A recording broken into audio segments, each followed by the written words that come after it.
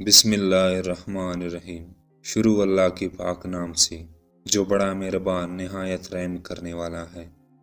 محبت مٹ چکی لیکن خلش درد محبت کی، جہاں محسوس ہوتی تھی وہاں معلوم ہوتی ہے۔ بلخ کا شہر عروس البلد کے نام سے مشہور تھا۔ موسم گرما میں دور دراز علاقوں سے سیاحوں کی قافلے چلے آتے تھے۔ خراسان کی طرف سے ایک قافلہ اترا، اس میں ایک حسین اور خوبصورت نوجوان بھی تھا۔ شکستہ پیران، بکھرے بال، اداس آنکھیں، پژمردہ صورت حال سے معلوم ہوتا تھا کہ انتہائی مسکین ہے۔ شاہی باغ کے قریب اس نے اپنی کٹیا بنا لی اور وہیں رہنے سہنے لگا۔ دن بھر شہر کا گشت کرتا اور شام سے پہلے اپنی جھونپڑی میں لوٹ آتا۔ ایک مدت سے اس کی زندگی کا یہی معمول تھا۔ باغ شاہی میں بھی اسے فقیر سمجھ کر نظر انداز کر دیتے۔ ایک دن فقیر کا دل بہت اداس تھا۔ طبیعت بہلانے کے خیال سے شاہی باغ میں جا نکلا۔ ایک آواز کان میں آئی، کون اجنبی چلا آ رہا ہے؟ واپس لوٹ جاؤ۔ تمہیں خبر نہیں کہ آج بلخ کی بادشاہ کی شہزادی یہاں تشریف لا رہی ہے؟ رخ پھیر کر دیکھا تو ایک جلوہ قیامت خیز نے دل کا کام تمام کر دیا۔ ایک بجلی چمکی اور فقیر کا دل جل کر راکھ ہو گیا۔ شہزادی کنیزوں کی جرمٹ میں آگے بڑھی۔ نظر کی چوٹ سے فقیر بالکل گائل ہو چکا تھا۔ بڑی مشکل سے دل تامے ہوئی اٹھا اور اپنی کٹیا میں آ کر بیٹھ گیا۔ دل کا چین لٹ گیا، آنکھوں کی نیند بھی اڑ گئی۔ عشق کی چنگاری دل کی قریب سلگتی رہی۔ عشق کا اضطراب بڑھتا گیا۔ اسی حالت میں کئی مہینے گزر گئے۔ کسی باد صبا سے ہم کلامی، کبھی مکمل خاموشی، تنہائی سے پیار زندگی کا عجیب حال ہو کے رہ گیا۔ حسب معمول سلطان بلخ کا دربار لگا ہوا تھا۔ فریادیوں کی مقدمات کی سماعت شروع ہو چکی تھی۔ اتنے میں نقیب نے آ کر اطلاع دی، ایک فقیر شہنشاہ کے دربار میں حاضری کی اجازت چاہتا ہے۔ حکم ہوا اسے اندر بھیجا جائے۔ سلطان نے کہا، تمہاری کیا فریاد ہے؟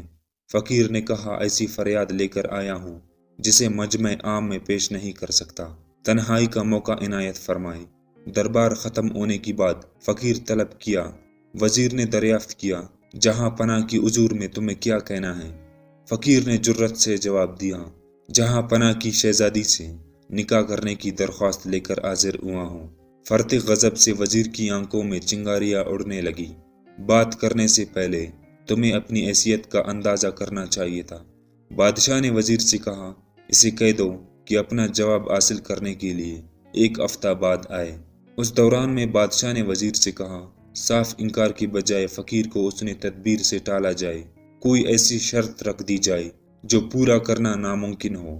7ویں روز فقیر حاضر ہوا تو وزیر نے کہا، عظیم المرتبت بادشاہوں کی طرف سے پیغامات موصول ہوئی ہیں، تمہارا پیغام بھی انہی میں شامل کر لیا گیا ہے، البتہ تم ایک شرط پوری کر دو تو میں یقین دلاتا ہوں کہ تمہارا پیغام قبول کر لیا جائے گا۔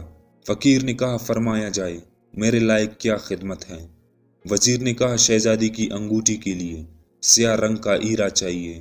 فقیر نے کہا، اگرچہ یہ شرط بہت مشکل ہے لیکن میں اسے پورے کرنے کی کوشش کروں گا۔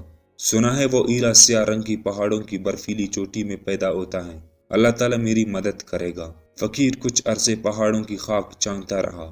ایک دن پہاڑوں کے درمیان اس نے ایک خواب دیکھا کہ ایک بوڑھے شخص نے آ کر جگایا اور کہا، اس کالے پہاڑ کی برفیلی چوٹی سے ایک بہت بڑی چٹان ٹوٹ کر گری ہے، تیشے اٹھا اور کاٹ کر اپنی نکلنے کی راستہ بنا لو، ورنہ آج شام تک یہ ساری وادی برف کی سیلاب میں ڈوب جائے گی۔ فقیر گھبرا کر اٹھا اور برف کی پہاڑ پر تیشہ چلانا شروع کیا۔ بھرپور وار سے چٹان کا بہت بڑا حصہ ٹوٹ کر بکھر گیا۔ جمی ہوئی چٹان کی اندر سیاہ رنگ کا چمکدار ہیرا نظر آیا۔ حیرت کے ساتھ کھود کر نکالا۔ ہتھیلی پر رکھتے ہی ایک کرن پھوٹی اور آنکھیں ایک حیرت انگیز خوشی کے ساتھ کئی دن کے شبانہ روز سفر کے بعد بلخ پہنچ گیا۔ دوسرے دن شاہی دربار میں فاتحانہ انداز میں داخل ہوا۔ سیاہ رنگ کا چمکدار ہیرا بادشاہ کے سامنے رکھ دیا۔ بے مثال ہیرا دیکھ کر سارے درباری دنگ رہ گئے۔ وزیر نے اسے تسلی دیتے ہوئے کہا، تم نے طلب صادق کا حق ادا کر دیا ہے لیکن آخری شرط ابھی رہ گئی، اسے بھی پورا کر دو تو تمہاری درخواست یقیناً قبول کر لی جائے گی۔ عرض کیا کہ وہ کیا ہے؟ وزیر نے کہا کہ شہزادی کی کان کی آویزوں کے لیے 2 بڑے سفید موتی مطلوب ہیں۔ فقیر آج دوسری مرتبہ گائل ہوا لیکن مایوس نہ تھا۔ صبح ہوئی تو اللہ کا نام لے کر عشق کی آخری مہم پر روانہ ہو گیا۔ کئی دن چلنے کے بعد سمندر کے کنارے پہنچ کر دم لیا۔ آنکھوں نے آسمان کی طرف دیکھا تو سمندر ابل پڑا۔ نظر جب کی تو موجوں کا ایک ریلا جگمگاتی ہوئی موتیوں کا ڈھیر کنارے ڈال کر واپس جا رہا تھا۔ فقیر کی پیشانی سجدے شکر کے لیے زمین پر تھی۔ سجدے شکر کی لذتوں سے شاد کام ہونے کے بعد موتیوں کا ڈھیر دامن میں رکھ لیا اور جھومتا ہوا بلخ کی طرف چل پڑا۔ بلخ پہنچ کر سیدھا شاہی محل میں داخل ہوا۔ بڑے دربار میں بادشاہ کے سامنے سارے موتی بکھیر دی۔ حیرت سے سارے درباریوں پر سکتے کا عالم طاری تھا۔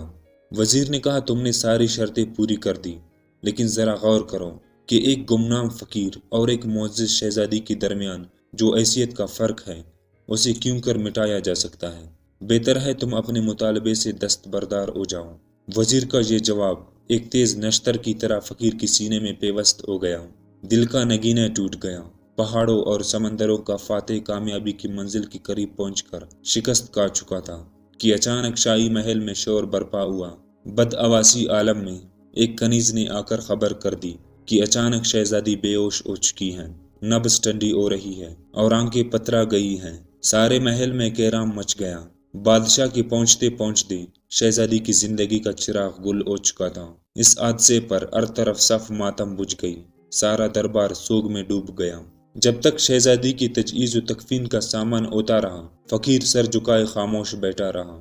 شاہی محل سے جنازے اٹھا تو امرا چلنے والوں میں فقیر بھی شامل ہو گیا۔ نماز جنازے کے بعد شہزادی کو سپرد خاک کر دیا گیا۔ سارا شہر سوگوار اداسیوں میں ڈوبا ہوا تھا۔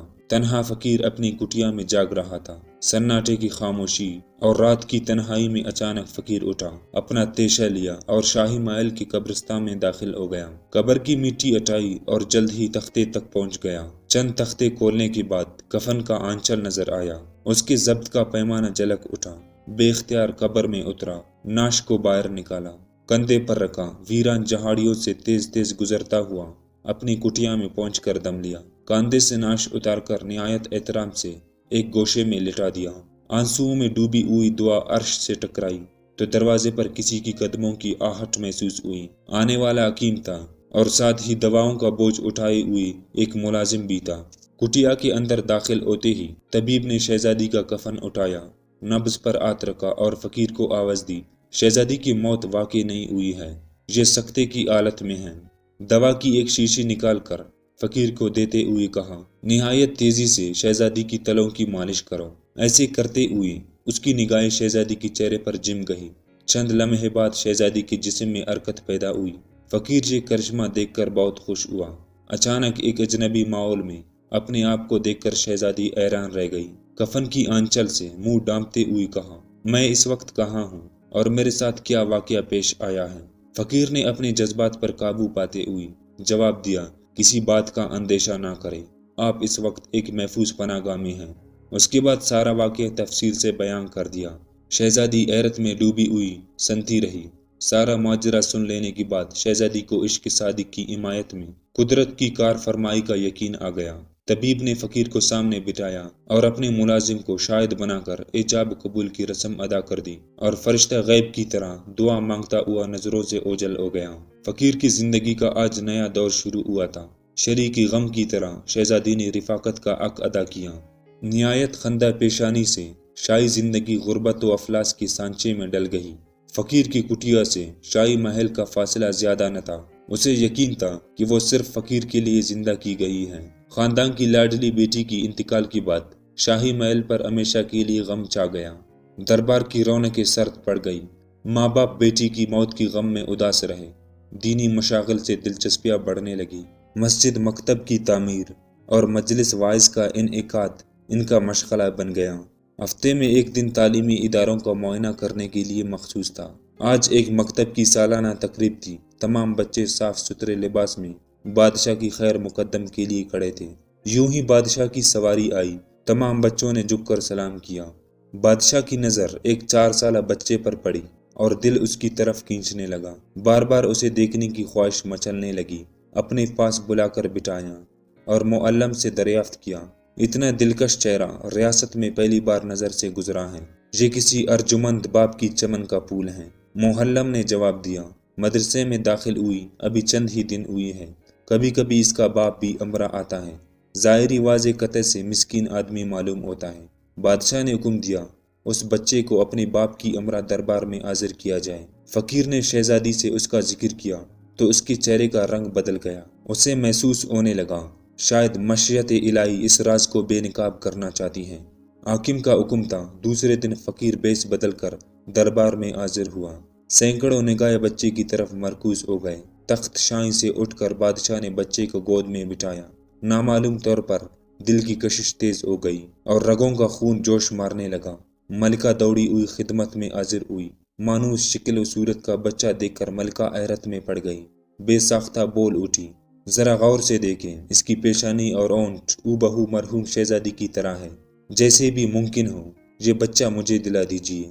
بادشاہ نے جواب دیا، میں نے معلوم کیا ہے یہ ایک فقیر کا بچہ ہے، لیکن کسی کی گود کا کھلونا جبرن چھین لینا انسانی مروت کے خلاف ہے۔ ملکہ نے درمیان میں مداخلت کرتے ہوئے کہا، لیکن ایسا کرنے میں کیا حرج ہے کہ اس کی والدین کو بھی رہائش کا انتظام کر دیا جائے۔ بادشاہ نے فقیر سے کہا، ملکہ تمہاری بچے کو اپنی پاس رکھنا چاہتی ہے، کیا تم اس کی اجازت دو گی؟ فقیر نے جواب دیا، جہاں پناہ ملکہ کی خوشنودی کی خاطر میں گوارا کر بھی لوں تو اس کی ماں اسے برداشت نہیں کرے گی۔ بادشاہ نے کہا، اگر شاہی محل کے ایک گوشے میں تم لوگوں کی رہائش کا انتظام کر دیا جائے تو کیا حرج ہے؟ بچہ بھی ماں سے علیحدہ نہ ہوگا اور ملکہ بھی اپنا دل بہلاتی رہے گی۔ فقیر نے کہا، میں کچھ کہہ نہیں سکتا کہ میری اہلیہ اسے پسند کرے گی یا نہیں۔ بادشاہ نے کہا، تم اس کی فکر نہ کرو، تمہاری اہلیہ کو بھی راضی کر لیں گے۔ دوسرے دن ملکہ کی سواری فقیر کی کٹیا کی باہر تھی۔ خواجہ سرا نے فقیر کو اطلاع دی، ملکہ تشریف لائی، وہ تمہاری اہلیہ سے ملنا چاہتی ہیں۔ یہ سن کر فقیر کا دل دھڑکنے لگا۔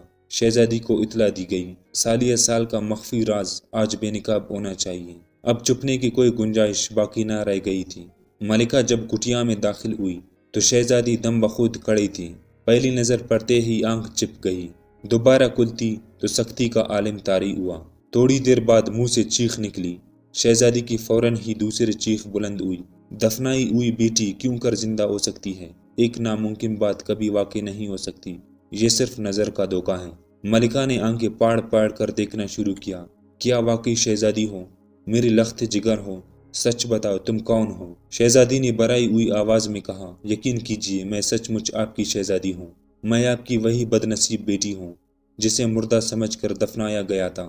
کرشمہ قدرت سے دوبارہ جی اٹھی ہوں، صرف ایک سچے اللہ والے فقیر کے لیے زندہ کی گئی ہوں۔ اس کے بعد شہزادی نے تفصیل سے سارا واقعہ بیان کر دی۔ اب بات کٹیا سے نکل چکی تھی۔ بجلی کی طرح سارے شہر میں یہ خبر پھیل گئی کہ 4 سال کی مری ہوئی شہزادی اچانک جی اٹھی ہے۔ بادشاہ نے سنا تو خوشی سے پاگل ہو گیا۔ یہ سن کر سارا شہر فقیر کی کٹیا کی طرف چل پڑا۔ شاہانہ شان شوکت سے فقیر اور شہزادی کا جلوس نکالا گیا۔ نہایت اعزاز کے ساتھ فقیر کو شاہی محل میں اتارا گیا۔